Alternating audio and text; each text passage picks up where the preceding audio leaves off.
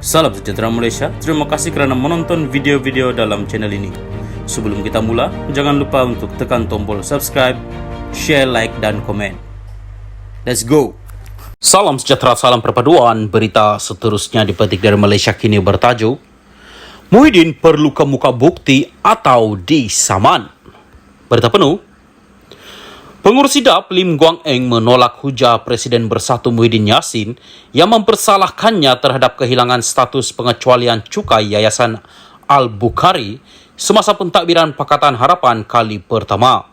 Ini susulan selepas Muhyiddin mendakwa memandangkan lembaga hasil dalam negeri LHDN berada di bawah bidang kuasa Kementerian Keuangan. Perkara berkaitan pengecualian cukai mesti melalui Lim semasa dia memegang jawatan Menteri Keuangan. Dalam satu kenyataan hari ini, Lim menggelar kenyataan Muhyiddin itu sebagai logik songsang.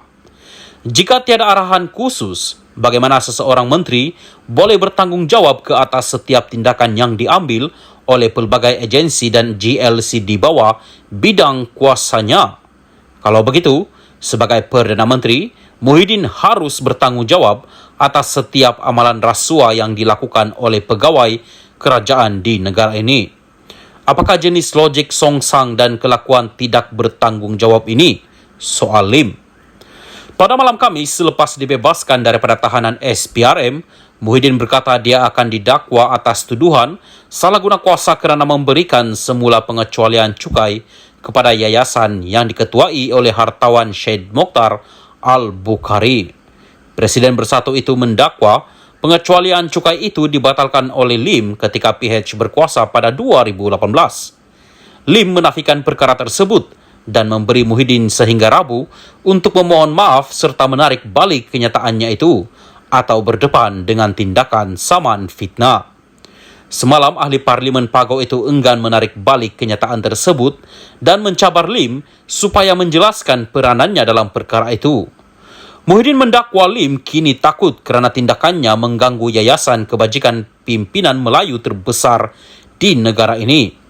Lim bagaimanapun membalas dengan mengatakan dakwaan itu adalah rekaan dan hasutan. Ini adalah dakwaan yang serius bahawa saya bertindak terhadap sebuah yayasan kebajikan Islam. Ia adalah bersifat menghasut kerana dakwaan berkenaan adalah tidak berasas. Sekiranya tidak disangkal dengan bersungguh-sungguh, kenyataan berbaur hasutan sebegini boleh menyemarakkan sentimen yang menjejaskan muhibah kaum dan mengancam keharmonian agama, kata ahli Parlimen Bagan itu. Salam sejahtera dan selamat petang. Berita seterusnya bertajuk Hadi terus sampaikan kuliah di masjid. Berita penuh. Presiden PAS Abdul Hadi Awang hari ini menyampaikan kuliah duha mingguan seperti biasa di Masjid Rusila di Marang, Terengganu.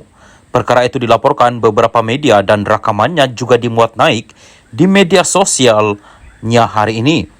Menurut Facebooknya, dia turut menyampaikan khutbah Jumaat di Masjid sama. Sebelum ini, Majlis Agama Islam dan Adat Melayu Maidam Terengganu melarang ahli politik termasuk ahli parlimen, ahli Dewan Undangan Negeri Adun serta senator daripada memberikan kuliah atau ceramah agama di seluruh masjid serta surau di Terengganu. Mereka turut dilarang menyampaikan khutbah Jumaat.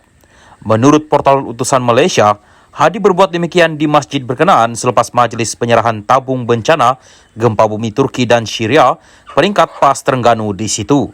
Berdasarkan maklumat terkini di portal-portal data terbuka sektor awam yang dikemas kini setakat 4 Mac 2021, nama Hadi tidak disenaraikan sebagai penerima tauliah negeri itu.